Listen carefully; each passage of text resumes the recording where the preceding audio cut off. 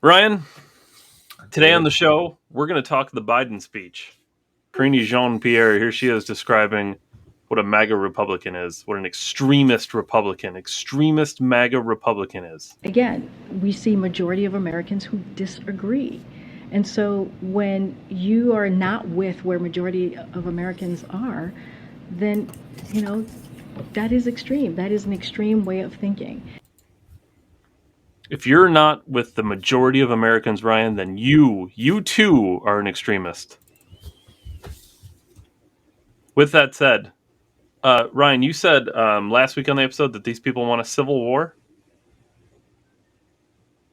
I believe those were the words that you said. Yeah. Okay. Well, here's these people wanting a civil war. My fellow Americans, please, if you have a seat, take it. I speak to you tonight from sacred ground in America, Independence Hall in Philadelphia, Pennsylvania.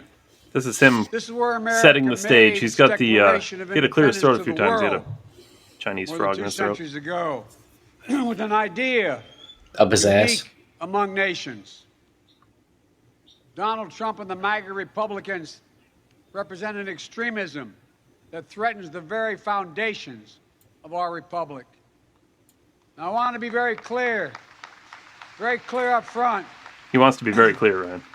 Not every Republican, not even the majority of Republicans are MAGA Republicans. Not all Republicans, just the ones who Not disagree every with Republican people. embraces their extreme ideology. I know, because I've been able to work with these mainstream Republicans. But there's no question.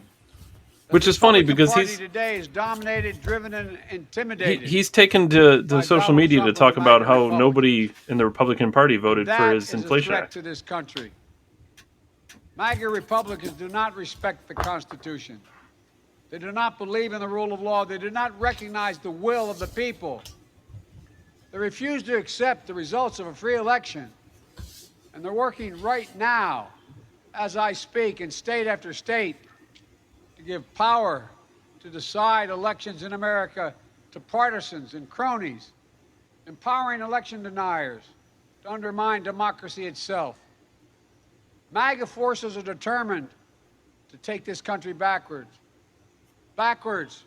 to an America where there is no right to choose, no right to privacy, no right to contraception, no right to marry who you love. How can he talk about the Constitution and then talk about a bunch of rights that don't actually exist in the Constitution? Violence that are a threat. Privacy was my favorite. To the pursuit of justice, to the rule of law. Those aren't the very rights. Soul of this country. We here, you've heard it, more and more talk about violence as an acceptable political tool in this country. It's not. It can never be an acceptable tool. So I want to say this plain and simple. There is no place for political violence in America, period. None, ever. And can you believe it? FBI agents just doing their job as directed, facing threats to their own lives from their own fellow citizens. Just doing their job as directed, Ryan. No matter what the white supremacists and the extremists say. I made a bet on you, the American people, and that bet is paying off, proving that from darkness, the darkness of Charlottesville, of COVID, of gun violence, of insurrection, we can see the light. Light is now visible. Light that will guide us forward. Just real quick before we go further. It was not an insurrection. Real quick before we go forward. I did find a part of the speech that I noticed they didn't like when I watched this, they didn't broadcast this part. So this is a bonus part of the speech that I think people missed out on. Du meine Arbeit für richtig hältst und du glaubst, dass ich fleißig gewesen bin, dass ich gearbeitet habe, dass ich mich in diesen Jahren für dich eingesetzt habe, dass ich anständig meine Zeit verwendet habe im Dienste meines Volkes. Gib du jetzt deine Stimme ab. Wenn ja, dann tritt für mich ein, so wie ich für dich eingetreten bin.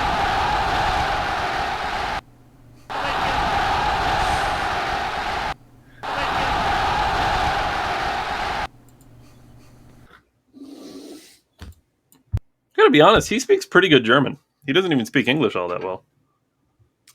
Surprised they didn't have Asian subtitles. Right. Before we get into our thoughts on this this whole speech here, it's probably a good time to wind down and start the show. He's trying to undermine the media. Trying to make up his own facts. Control exactly what people think. And that is our job. That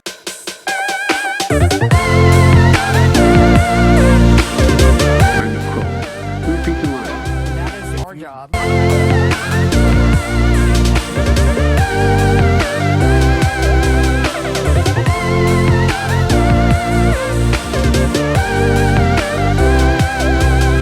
God bless you.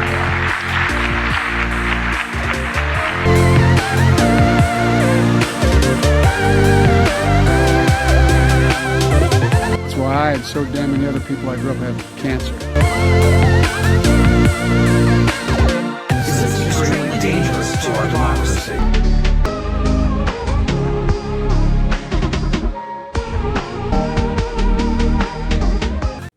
This is episode 110 of The Weekly Show, all of the week's hottest topics with a twist. With me, as always, is Ryan. Be sure to follow, like, comment, subscribe, all the things on all the social media. Facebook, YouTube, Rumble.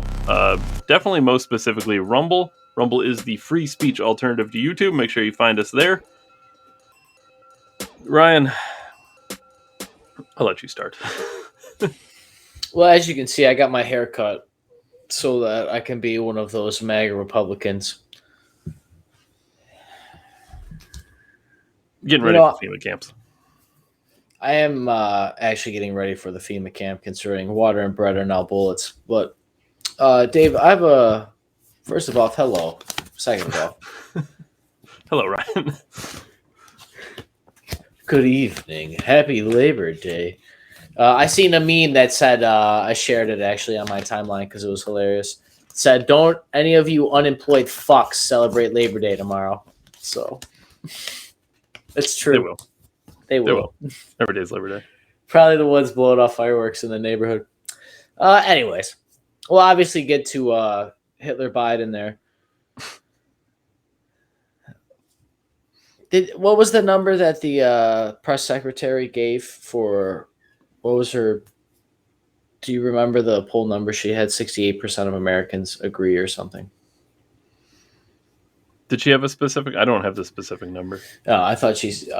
She just said majority, which is, well, if it's less than 51%, you're an extremist. Is that the democracy they're talking about? Is that what they're hoping for? I don't know, David. Are we a democracy? No. Why not? Well, for this specific reason, actually. It's interesting. The president goes on stage here with his very interesting background choice. Goes on stage here and talks about the Constitution and the rule of law. Justice.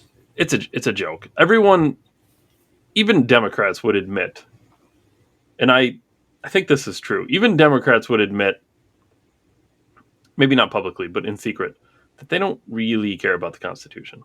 And I don't know if necessarily politicians would, but ask like the average Democratic voter, someone who votes for the Democratic Party down the line, one of those kind of people. Ask them, honestly, truthfully, ask them how they feel about the Constitution. Ask them how they feel about your Second Amendment rights, how they feel about your First Amendment rights. Your privacy rights.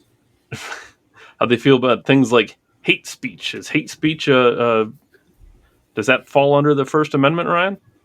Hate speech isn't a real thing. It's a political term. Ask them how they feel about, ask Sam Harris, for example, how they feel about taking presidents off Twitter and banning the Hunter Biden laptop story like we've talked about so many times. Ask them how they feel about that. They feel just fine about it. We actually never brought that up. I think that was 2 weeks ago I seen that. Sam Harris, a high intellectual person, said it's okay to just arbitrarily ban people based on... Yeah. Which it's one of those things again. It's like, yeah, we know this by their actions, but to hear somebody say it, there's something about hearing somebody say it that's really chilling. It really is. Like, to hear somebody, and you know they think it, you know they do, because you can tell by their actions what they're doing.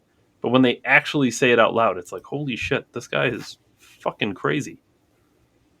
And Well, that's I what mean, this whole speech was. It was, holy shit, this guy's fucking crazy. I can't believe he's saying these things publicly. do we know who wrote the speech? I don't, but I'm sure you could look that. That's probably public information, right? I would Look up the guess it's speechwriters. government. I would hope everything the government does is public, David. Yeah, it's all super transparent all the time.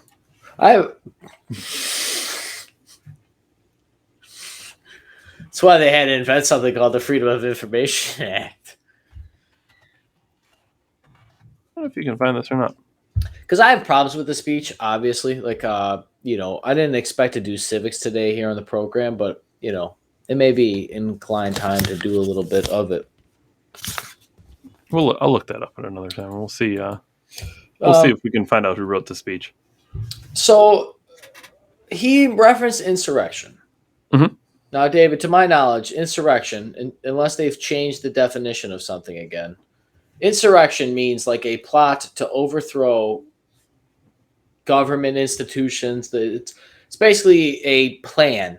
Like, they have it, they've tried it, they've developed a strategy, gotten the pieces together, right? It's more of an organized thing. I would call January 6th like a unfortunate accident, right? Like a successful, unfortunate accident, if you were to look at it politically in the terms of them trying to overthrow the election. Well, right? Depending on the context of what happened, they could have even referred to it as a mostly peaceful protest. Well, they didn't cause $1 billion in damage, did they? No. No, in fact, the one person who died, to my knowledge, was one of the protesters. It's interesting because they're really hitting it hard home, obviously, the same week that they discussed this thing. But it's actually not an insurrection. I'm sure they're using this as an adjective, not an actual, portrayal of it. Because to describe it as the capital siege or capital attack is actually probably more correct of terminology. Not that I'm the one to care about definitions.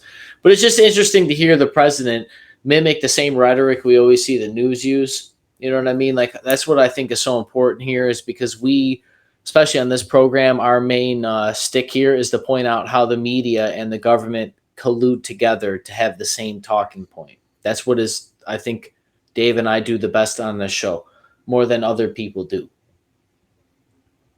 Because you see the clear line and the clear words. And we've obviously exposed the TikTok and all these other things. But, the real problem I have, I referenced the statistic of that Jean-Pierre, or whatever the fuck her name is, the press secretary. I have a real problem with labeling just a bunch of people of extremists, and then the president also say that these extremists are threats to democracy. People that don't think like most of Americans are extreme and they're threats to democracy. To say this is decisive language is an understatement. I don't think we need to think it's not the best idea to do that. And especially from the party that stands up for transvestites and everything else and homosexuals, and say that the word fag is a hate speech or something. These are the very people that are allowing such political decisive language dictate at the highest levels of power that they have, which is the most powerful man in the world, can say that 30% of Americans are basically by default.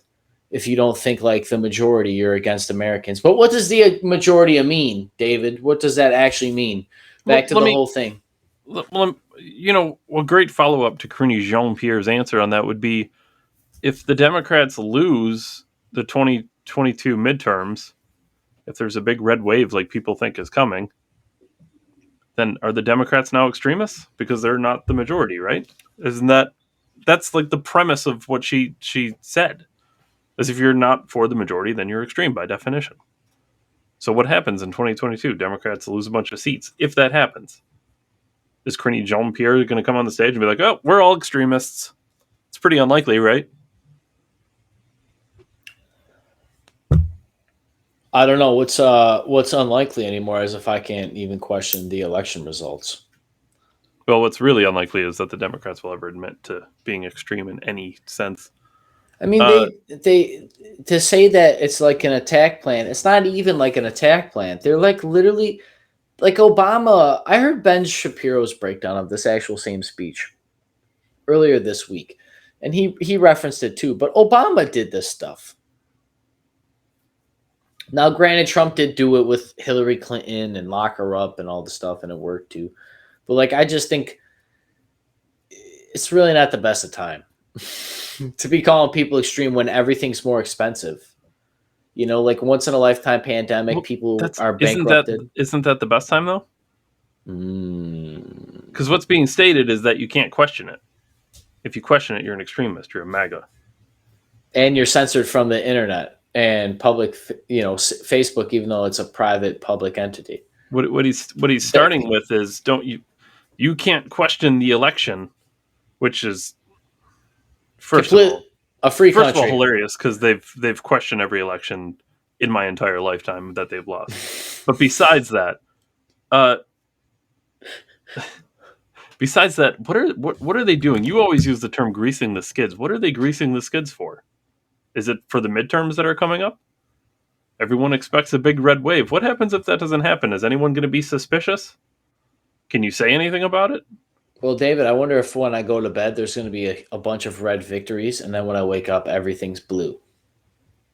Maybe. But I'm sure it would just be mail-in ballots because people were afraid to go because of monkeypox. He said something interesting. He said that there's no place for political violence in America. But then calls people extreme. Do you think he knows, Ryan? Do you think he's aware of like how the country was founded? A revolution, people died. It was almost exclusively violence is how this country was founded. Almost exclusively on violence. After they tried to redress of their grievances. This is the guy at Independence Hall. You're talking about the history of Independence Hall, but do you know how it got there? Do you remember the things that happened before they got there? He talked about the Declaration of Independence. He said it was like I forgot what he said, but their letter to the world, telling the world about their unique ideas. Yeah, but do you remember what happens next? To say there's no room for political violence. I'm not calling for political violence, but I'm just saying to act like it doesn't happen. It's the entire founding of our country. Dave, we're not calling for political violence, but it sounded like the president was calling for political violence when he said that if you don't agree with me, basically, you're an extremist. If you don't agree with majority of Americans, you're an extremist. Not all Republicans, just the MAGA Republicans.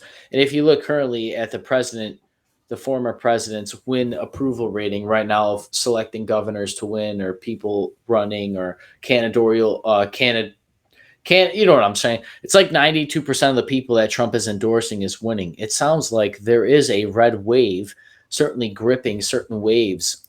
So the MAGA Republicans are only growing. So that means by default, people voting for them. And then he says those extremists are against democracy. They're against our rule of law. They're against our civil liberties. Like that's what they're saying. And then they're saying there's no room for political violence.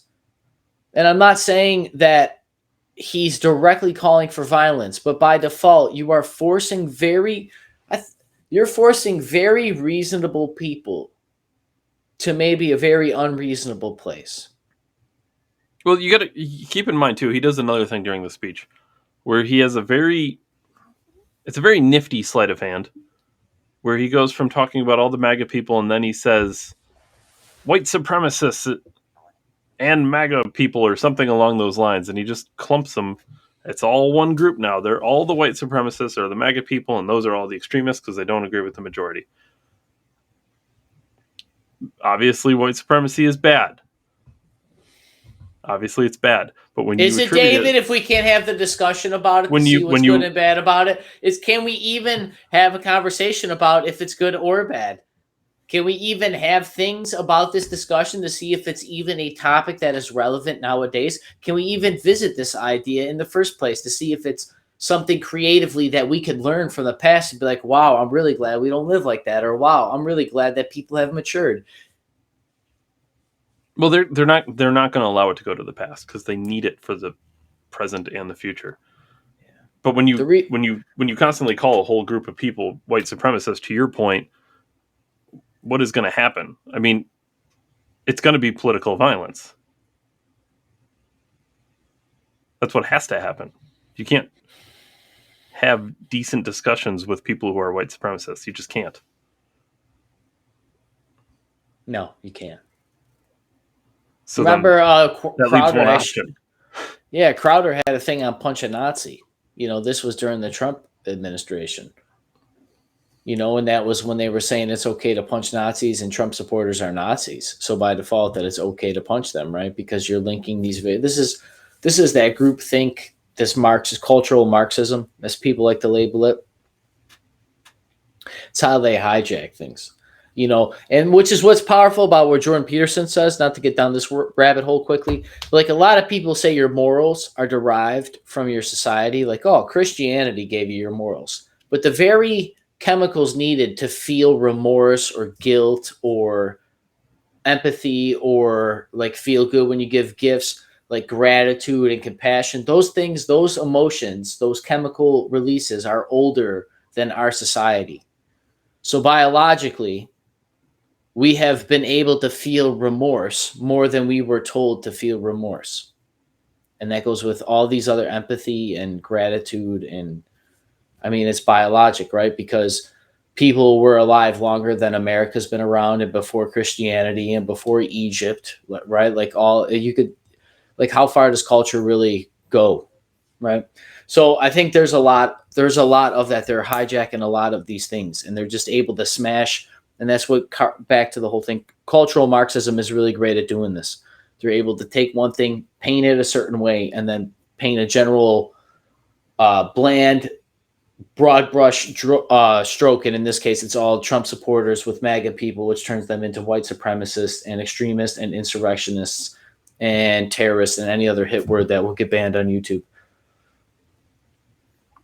I really only have one more thing to say about this, and it's going to end up being speculation on both our parts. But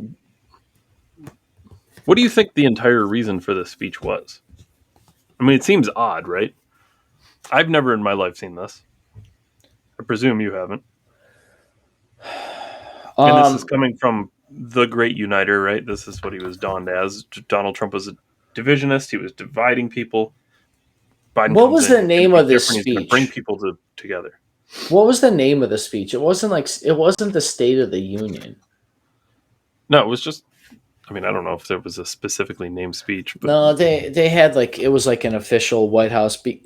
Yeah, Dave, the only time, to answer your question, I think you did a great job of adding that the director's cut version of the speech at the end there.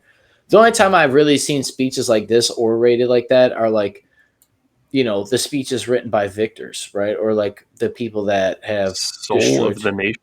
Soul of the nation, and then attacks 30% of Americans. And calls them extreme, and that they're a threat more, to. Right? Well, I mean, I guess, because whatever 74 million people is, because that's the official half people who voted for. They say MAGA Republicans. Isn't that by default in 2020? At least when we identify in 2020 humans, that was 49% of the voting base. Yeah, was MAGA Republican. So half of the country is a fucking extremist and a threat to civil liberties. Less than half. That's why they're extreme. 49%. That's what I'm saying. Like that line she drew in the sand, where it's if you're not with the majority, then you're extremist. That's dangerous. Yeah, this is like republicanism and democracy are very different, which is why we're the blend of the two. I wouldn't even say that about most of the Democratic Party. You know what I mean? I wouldn't be like all of them extreme. Well, dude, there was a time, Dave, do you remember the time that we would just think that the bad ideas on the left would just get silenced because they're bad ideas, and that the right would win? I spoke about this a little while ago, the hearts and minds, right? We would win the culture war, and we would blow up on the internet.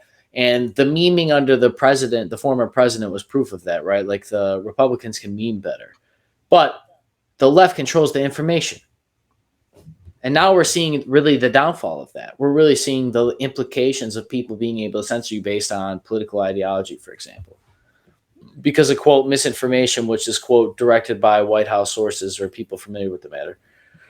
I mean, that's all the same.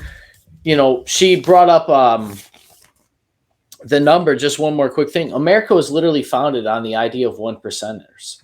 Like, it was only 1% of people that thought it was a good idea to start a new country at first. Like, the people who ended slavery were the minority at one point.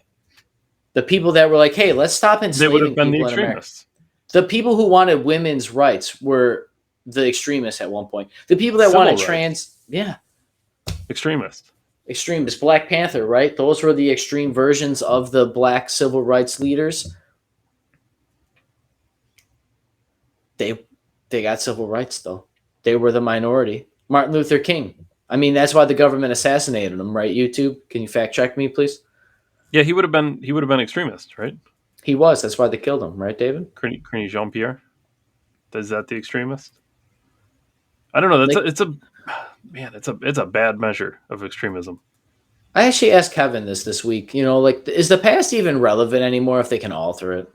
I mean, I think like 1984, like, I even get fascinated with the idea that they can just alter the past. But what like really is important about that, it kind of taught me, was like I can't even question if Orwell knew what he was doing, because the very nature of his novel is that it's rewritten as he wrote it, right? Like, the whole idea of Winston is like, even that day that you read of Winston could be it's like Groundhog Day. Maybe that's part of the simulation, Ryan. I don't know, David. It just makes me wonder. He wrote it 100 years ago, as far as I'm concerned. But what's the past if I can just alter it and alter? When they alter definitions of words, they alter language of people that just started as clicks and ticks. You know, like what does it even matter? Does like, from iPhone forward, that's all that matters anymore, because that's all we can Google with like certainty. I just don't. Like, all these things about calling people extreme, but all throughout history, it was only the extremes that have pushed us to the boundary. The extreme is only 1% of men have ever reproduced biologically in the history of humankind. That's the extreme. 1% of everything takes. It's called the Pareto distribution. Happens. All the galaxies and all the planets have all of the mass. All the people get all of the. 1% of people get all of the wealth. And then of that percentage, 1% of that people gets all the wealth. And it just gets smaller and smaller until one person. It's like that in everything. Why? Like, the extreme, they're trying to, this is why they're paving the way with equity and equality, because they're going to take from that 1%, they're going to take from the 99%, they're going to cut up whatever number they need to do to redistribute wealth or energy or resources or bread and water. Whatever it is, these people have less because they're poor, so you get less water because you are healthier, so you get less water, and the poor people get more water. Like, what? Well, they get more water, but it has arsenic in it, so I guess that doesn't matter. That's a real YouTube story. YouTube, NYC. They are delivering crates of water to very underprivileged people in the middle of New York City right now because there's arsenic higher than they raised the arsenic rates in the water. So. This is what you get. Close the economy down. We're done. Got record. I was just reading an article today that talked about how we may be at the numbers for employment, but they're so understaffed that it's not veteran people. So everybody's new at all the jobs. Yeah, well, that's probably just part of the growth recession. The growth verbiage downward, they're coming up with is ridiculous. Talk about double speak. That's literally like a triple negative. We're going to growth downward. Growth recession. That's a term that was used by economists. Well, that's a political term, Dave. It's not an actual economic. Well, no, of course not. Okay. Just making sure YouTube can't use actual economics. It would show a real recession. Yeah, I'm just waiting for the fact check on these people. To talk, Ryan, about some other things you were correct about. You're correct about they want a civil war. That's what this speech sounded like. I don't remember if it was a December-tainment. I should have went through and tried to find it, but we've got a lot of episodes. But there was one where you talked about they were installing a smart meter, and then you said something along the lines of, great, so they could just control my temperature in my house, which at the time probably sounded extremely conspiratorial. Let's head to Colorado, where they have abortions for 3-year-olds, and I don't know, 3-year-olds can also be trannies. When you're 3, you can either be aborted or turned into another gender. Thousands of Xcel customers in Colorado couldn't turn up their air conditioning on Tuesday. For the first time ever, Xcel locked certain thermostats because it was short on power. The company says it was an energy emergency. They blamed it on the heat and part of a power plant in Pueblo going offline. 22,000 customers had signed up for a financial incentive in return for the potential loss of control. This is Xcel's AC Rewards Smart Thermostat program. On days with high energy demand, Xcel can control the air conditioning unit and freeze thermostats in place. One viewer told us hers was stuck at 86 degrees until 8 p.m. Typically, people can override the lockdown, but Xcel did not give them the option on Tuesday. There are folks online claiming that the lockdown happened because Xcel was selling energy to California for a big markup. Xcel says they did not sell any energy to the California grid that day. Because I'm sure the government of California wouldn't lobby the big evil corporation to keep its mouth shut, because the politicians in California right before, I don't know, this latest heat stroke or whatever the fuck's gripping the whole entire planet because I drive SUVs, they wouldn't just contact them and say, you shut your mouth because the midterms are coming and we don't need a red wave, which is impossible, because if you think there's a red wave, you're extremist. David, I did say that this was possible. So did everybody else that they have censored on the internet. Considering I'm the next one censored, I might as well say it now. If you think this stops here, you are mistaken. The electric car is by law mandated to be down our throats. Well, it's not like they could just tap in and control an electric car, Ryan. David, Google and Facebook are already in the cars now. Well, Google and Facebook wouldn't do such a thing. I don't know. Maybe they wouldn't, but their third party would. The government? Dude, it's also funny to me. It's not funny. This is actually, I have to say it's funny because it's depressing. But the guy literally said people signed for a waiver for loss of control on a smart meter. He literally linked control loss to smart devices. Yeah, it sounds bad, but keep this in mind for context. They could save up to $125 in the year, I think. David. If I'm not mistaken. It was something like that. It was like a 25%. What? David. What? If you charge me $10,000 a year to heat my house and I can only use it one day a year, is it worth saving any fucking money? It'll only be $9,875. It's a steal. You know, that company definitely sold to California. No. They asked them and they said they didn't. So this is where journalism comes in handy. There was no familiar people. No one was familiar with the matter. We have the FBI, the tightest organization leap ever, but the Comey fucking documents can leak right before the investigation of the fucking Hillary Clinton dossiers and everything else, right? But I just happen to believe that they don't have anybody in the big energy sector that probably could text somebody in journalism, tell them, yeah, we sold it. We sold it to California for 10 times the amount of money. I'm sure you can follow the money somewhere on a California government page or something. There's got to be. Well, that would require journalism. And access to the fucking records. They'd probably have to fight. You probably have to fight so hard to get the government budget on the electric bill. Yeah, I'm sure there'd be many, many, many freedom of information requests. Why would we think this stops here? 84 degrees. It was in Nevada, or what's that? Colorado. They had a heat wave, which a heat wave means 90 degrees now. And her apartment or her house was stuck at 86. She couldn't control it. Usually it said you can override these things, but in this case you couldn't because something with power grid. You know what's fucking whack is I don't even agree with the government idea, but this is literally the point of the government. It's because the government would say, hey, company X, Y, and Z, you can't force people to live like this. This is illegal. This goes against Nuremberg violations and all these other things. If it's hot, they should be able to have AC, and you can bill. That's the way it is. That's the way it is in America. But instead, the government says, hey, this is an evil corporation. We need to tax them into oblivion and then have a government institution run that industry so that this never happens again. And every time that happens, you get the same fucking thing. Ryan, are you insinuating that the legitimate role of government is to protect people from other people? Yeah. That sounds like MAGA extremism. Okay, This the only guy role comes for the on. government is for interstate commerce and to make sure that like $1 worth $1, and that when I go and get gas, that it's actually a gallon of gas. That doesn't take a field of people with fucking benefits after 15 years. You pay that guy $7.50 to fill that fucking jug. I don't mean to go back to the Biden speech, Ryan. Go ahead. But this fucking guy comes on here and talks about the Constitution.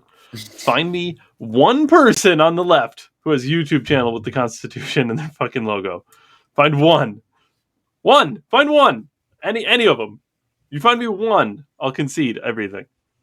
Find one. And find one of those channels that has the Constitution that has had a video removed. That's another good point. Dave, we've had more videos removed than mainstream media. Corporate media. Well, it's only a couple. Yeah, they've had 0. It's only a few, and you were talking about your MAGA talking points of the election, and YouTube can't have that because they're probably not allowed to have that per the government.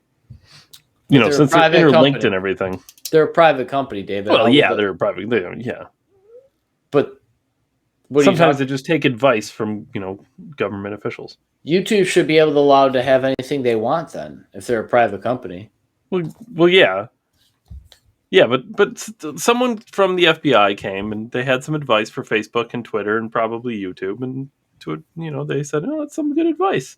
People really think that's how it went down. They think it went down that way. Isn't it? They weird really that believe Mark Zuckerberg. The FBI came by and they're like, "Oh, you should probably keep an eye out for Russian misinformation." Yeah, that's definitely not the conversation they had. There is no way the conversation went down that way. No, the people in charge of making all of the movies and setting mood and knowing how to make you scared with camera angles and smells and darkness and fucking... Yeah, they walked in there with guys in black suits with 45s with silencers screwed on, made extra long like sniper rifles. And they said, listen. And that was it. They probably didn't even have to say anything. For all I know, Mark Zuckerberg already knew he couldn't let that story go viral. And he just lied about the FBI reaching out to him. Because believe it or not, David, in my humble opinion, I think Mark Zuckerberg knows the baseline of things that he's allowed to have on the internet and not get any trouble. I'm sure they've been made aware. It's also odd to me that Google, which is Google, Android, and YouTube, was not referenced on that whole Joe Rogan clip. I know it was Facebook, but if Facebook and Twitter got the message, you fucking know that Google got it. Yeah, definitely. But they're not referenced. There's been 0 talk on Google. That's odd. That's odd. They've been flying low radar. The largest search engine in human history, flying low radar about one of the biggest election swing stories in the history of all of humankind. Well, tell me about the election thing on Google or on YouTube. To this day, you still can't talk about election fraud. You can't say it's election fraud. You have to fucking tiptoe around the subject. Why is that? It's because they're told that. YouTube is told that this can't be a discussion on YouTube. I guarantee it. But they're a private company, David. Yeah, they're a private company, and the government tells them what to do. Sounds like communism, David. Well, not technically. The government doesn't own the commerce; they just control it. Corporate communism, then, David? Is that where we're at now?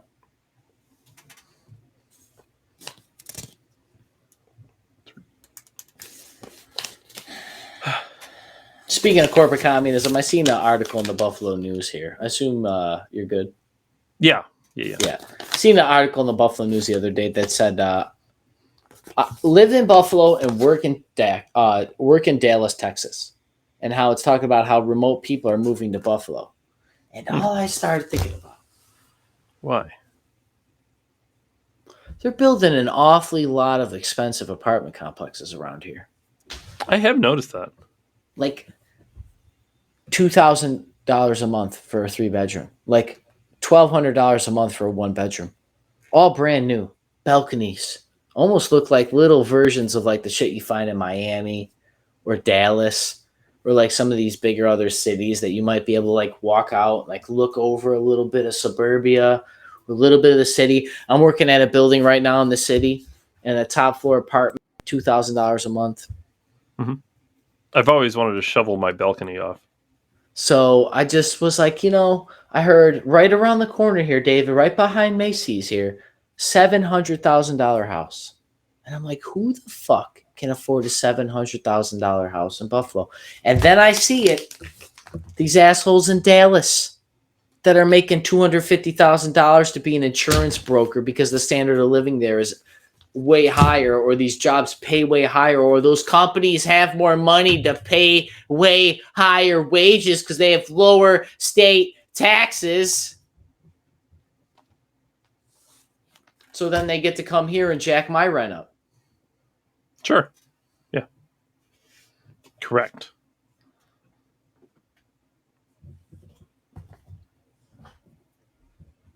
Wonder why everything's so expensive. Is just move to Texas. Or Florida. Couple things here. Tim Cast, I seen a video about him referencing the Civil War, not to backtrack about Biden's speech. It's finally good. He's about picking a side, it seems. It's just terrible that it took him so long. Not that I've been a huge Tim Cast subscriber, like watch every one of his videos, but like the way that I was watching him, it was like, when Tim Cast knows that it's a civil war, I think that's all you need to say. And speaking of civil war, they're going to start with police enforcement. This was always something that was brought up in the Patriot movement when I first was involved many, many years ago, especially on the AJ front of the thing, was that they would use the police, weaponize the police against the people, and then that would cause division. Because police are the thin blue line, as we reference it now, between chaos and order when it comes to politicians and the rule of law and the common man. Excuse me, because 40 is the speed limit, and if you're driving over 40, you're breaking the law technically, right, David? Yeah. Yeah, there's no, like, 41 is breaking the law, right? Yes. Yeah. Okay, there we go. There's no, and now we live in a day and age that people try to interpret everything, but the whole point of the rule of law is that there's no interpretation, which is why it's left up to a jury of your peers, because these people, knowing the law, are supposed to interpret it. I know I'm going on this long civil rant here, but these motherfucking police officers. I had a video 2 weeks ago on my TikTok. I wasn't able to explain it all. This is why I hate that platform. You can't explain yourself. At least I can't.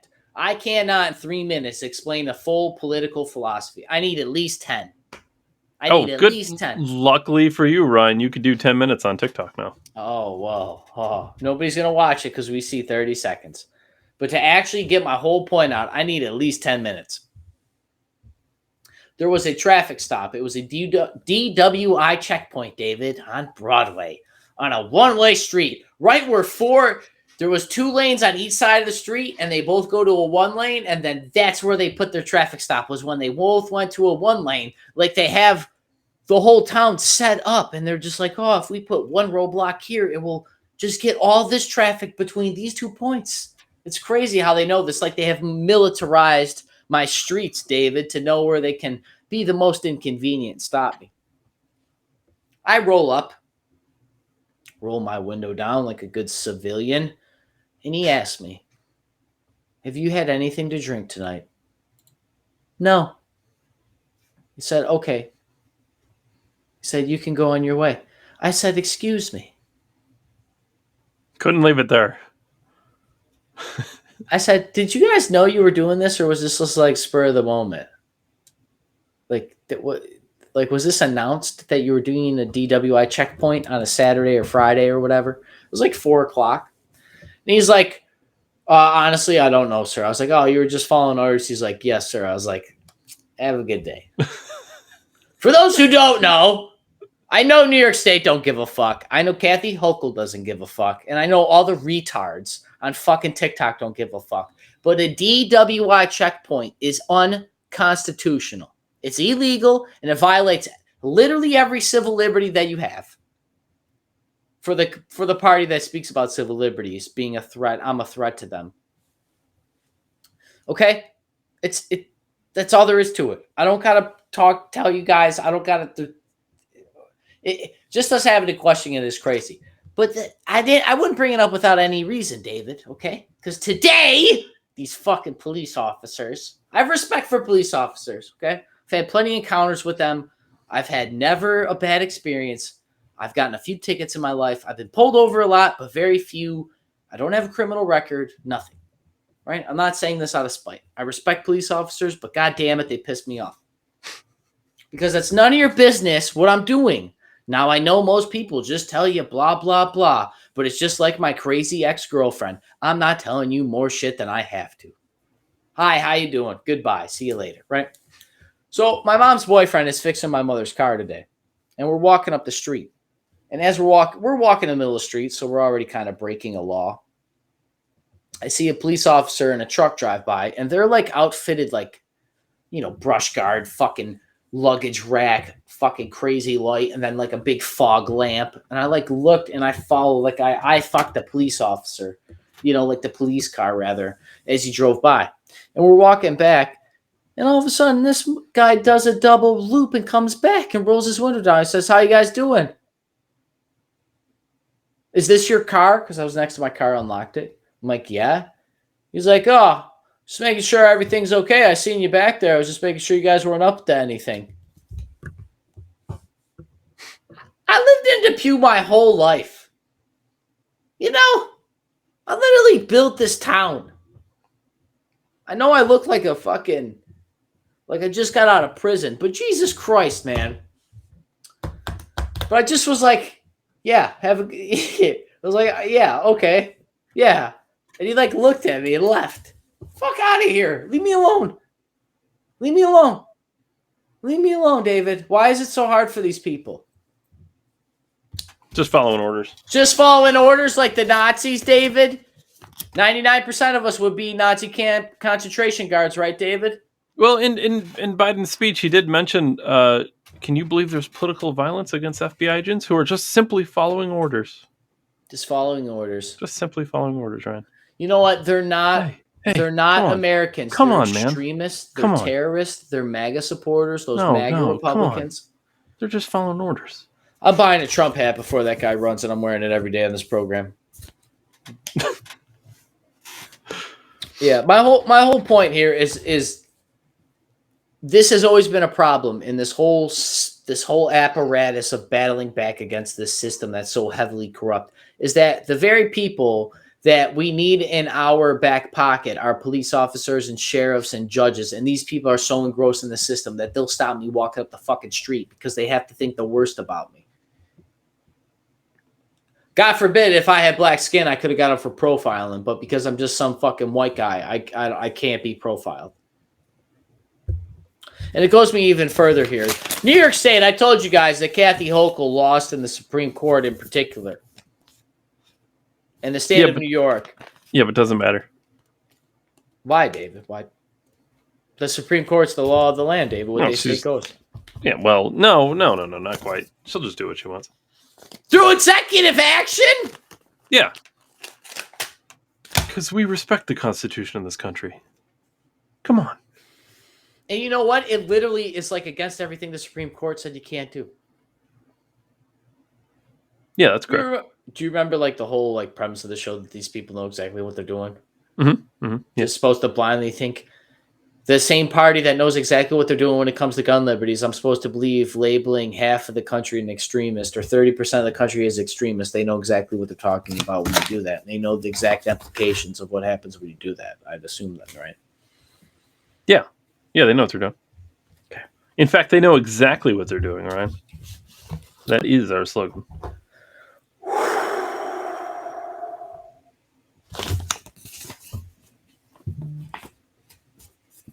I hate her.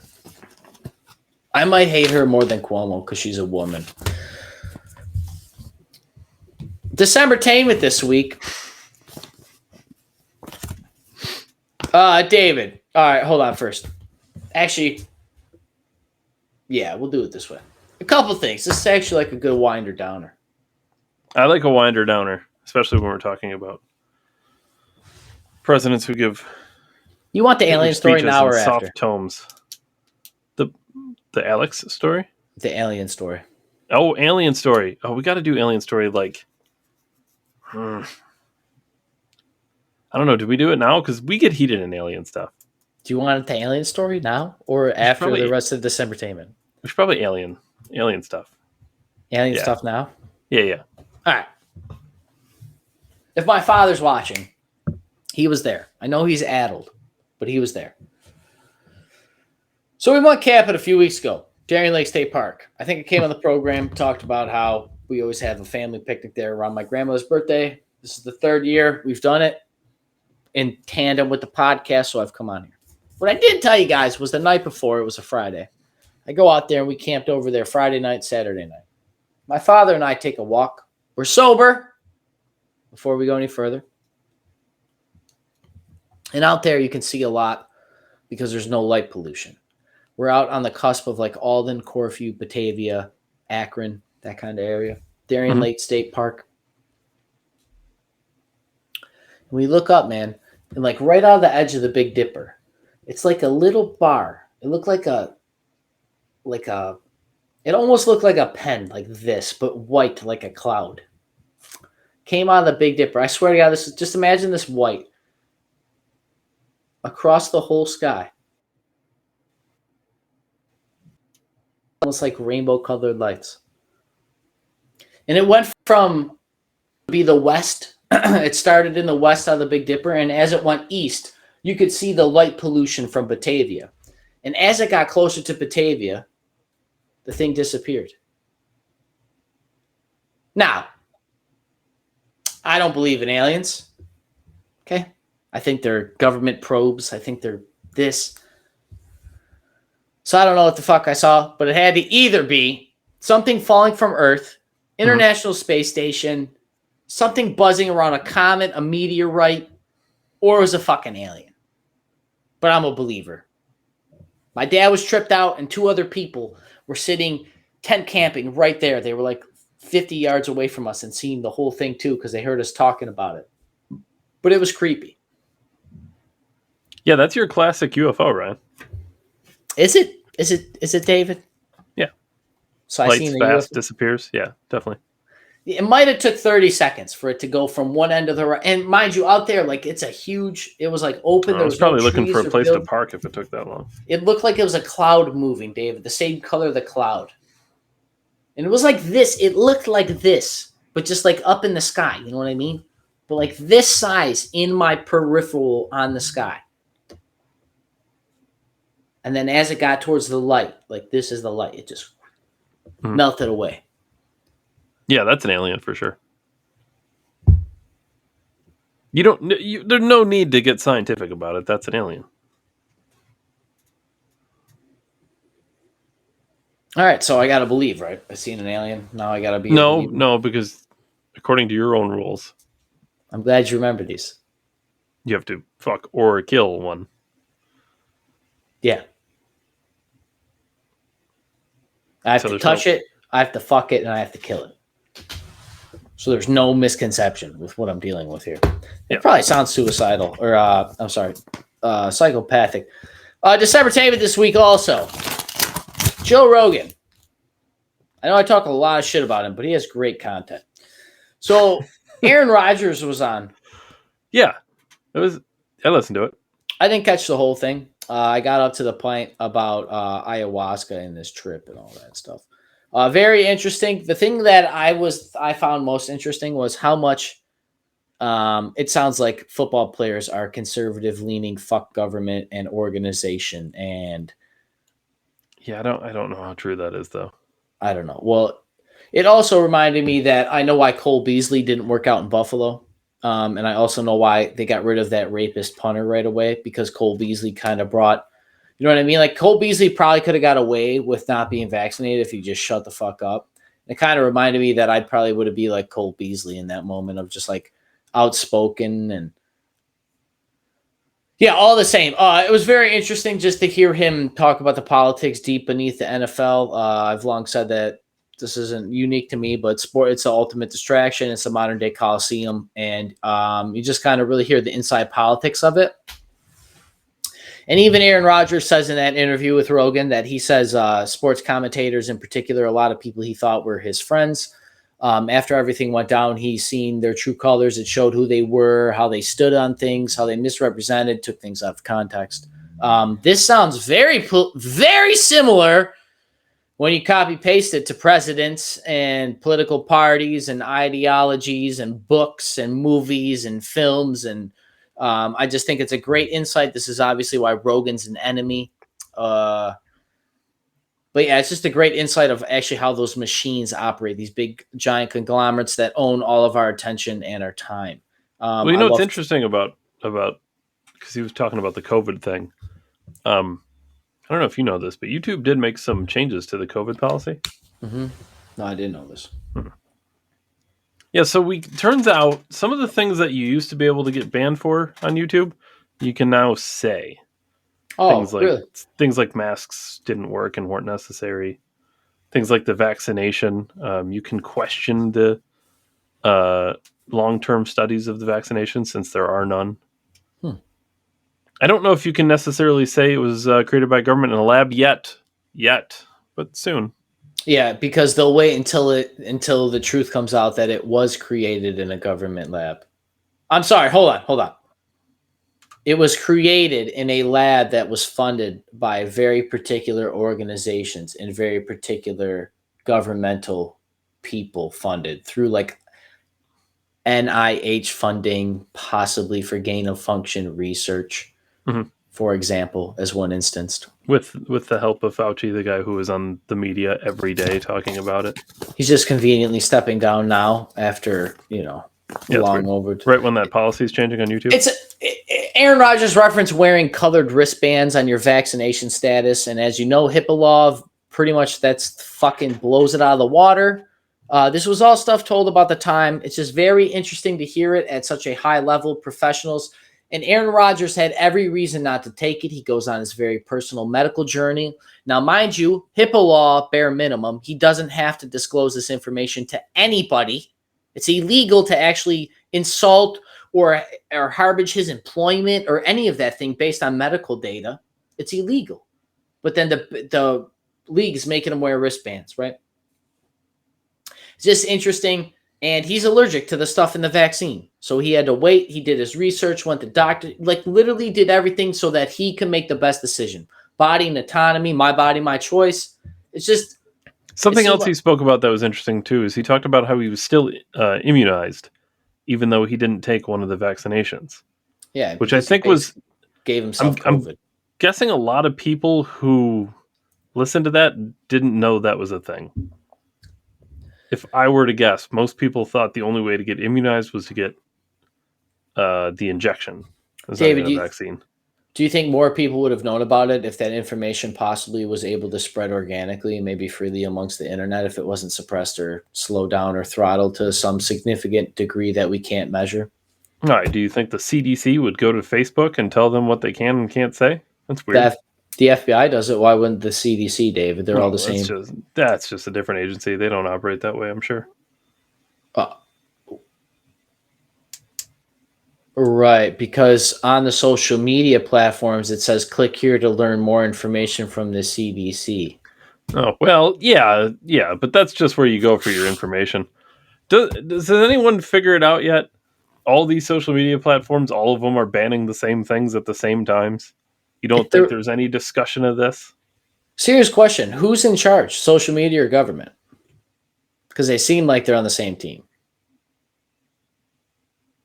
So, yeah, obviously you don't they get away from a lot of the stuff like the politics side that this isn't even politics. I'm just saying that through the optic, you could just copy paste that mindset, the strategy, the social shaming, the violations of laws, of federal laws, state laws, common practice, common law, common decency, morality, fucking common sense, freedom, like all these things. It was just very quick. You could probably get on like a 15, 20-minute segment on YouTube, and you got to look, but it's there.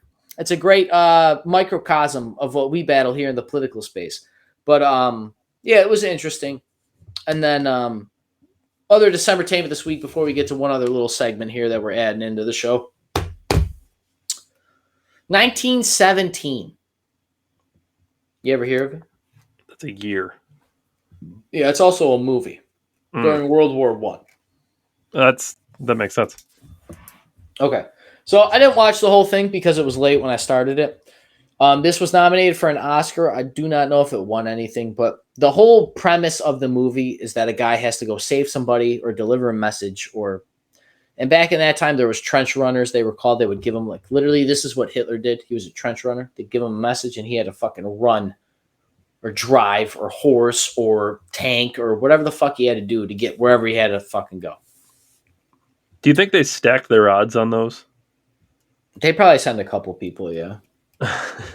Like, at least, which is chances are at least one or two of these people are going to go down. We should probably give it to like 50 people to get the message there.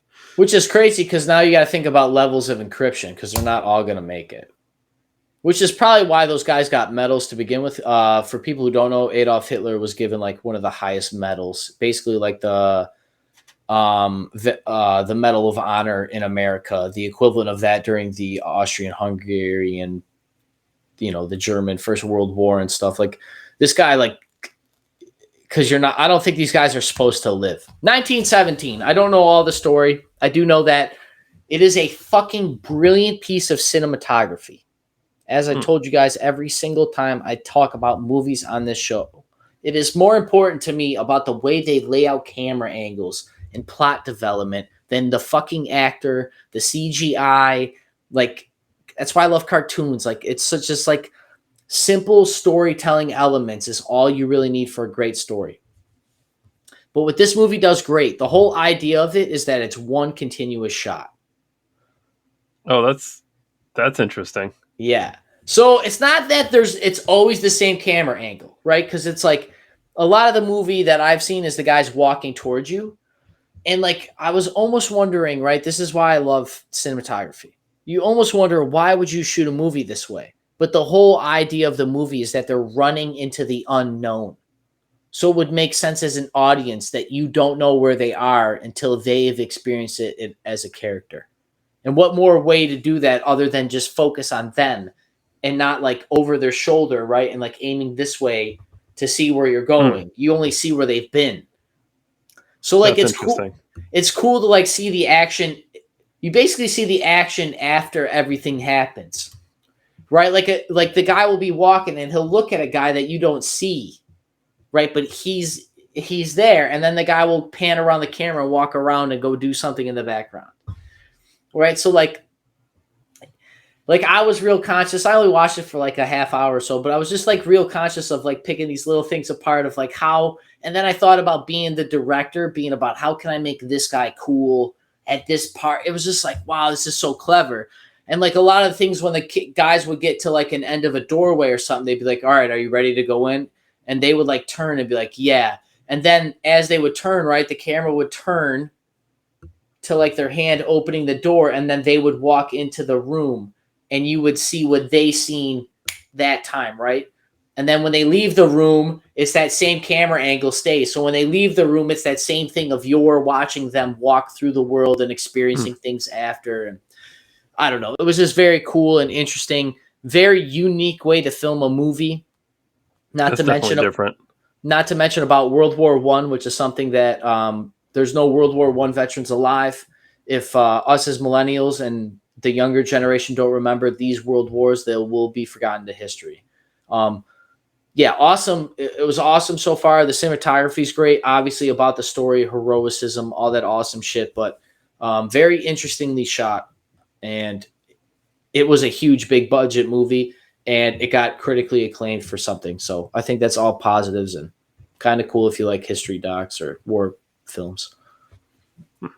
And then the last little segment here, with football season among us here, this time Dave and I are kind of Dave, a little more than me. I don't know if you're doing fantasy or nothing, but I love football. I love watching it. It's a good rewind, unwind for the day. I know I should talk sports about politics, but unfortunately for me, I do both, people, because you can do both.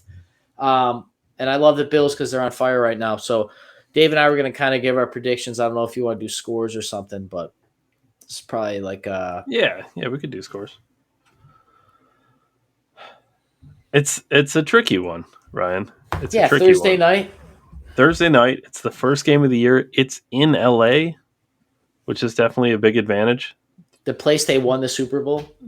Yep, the Rams are coming in. They're going to have their big Super Bowl celebration. It's going to be a lot of energy, real electric. Obviously, the team that just won the Super Bowl, pretty good at football. Bills hurt a little bit. They're missing their starting corner still. It's tough. But at the end of the day, I don't know. I like Josh Allen. I like the Bills. I think they're just a better team overall. They really are. Dude, I told you last year I did this too. I spent a lot of time Aaron Rodgers got slack for this in the same media that I consumed about Allen and all these other people. It's weird to see him get attacked, like he said. But I consume some of these people, these media outlets, to see what they say about the Bills and stuff, because obviously as a fan base player like you and I, we consume we're right there on the ground watching them differently than these people that are just like, oh, Bills are going undefeated this year. But, dude, everybody's pumping up the Bills. It's so sick. I don't know.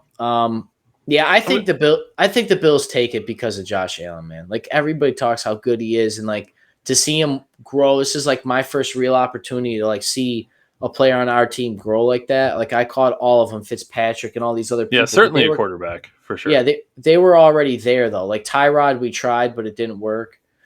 So it's cool. I'm gonna go Bills. I don't know, 32-27 or something. They're going to win, but I'm gonna say it might come down to a field goal. It's going to be close and high score, 38-34 Bills. All right, I like this. Yeah, and then I figure with Tom Brady back this year, I'm going to try to watch some Bucs games. It's probably going to be a chronic thing, Decembertainment plus football. So people who like that stuff, stay locked. Dave Ryan, December 1773. Thank you guys. Making it to the end, I appreciate that the most. David, thank you for your time as always. Like, comment, subscribe, YouTube, Facebook, Rumble. Most importantly, Rumble, free speech alternative to YouTube. Andrew Tate's on Rumble. Go follow my boy. Rogan was asked about him getting on. Yeah? What did he say? He doesn't deal with MAGA Republicans? He said that's a discussion. So, we'll see. I'd love to cover that. A discussion. Yeah. Oh, that's weird. Yeah, it's weird. So we'll see, people. Stay locked to the channel. Thank you as always, David. Blah, blah, blah. Love you guys. Thanks, everybody. Go Bills.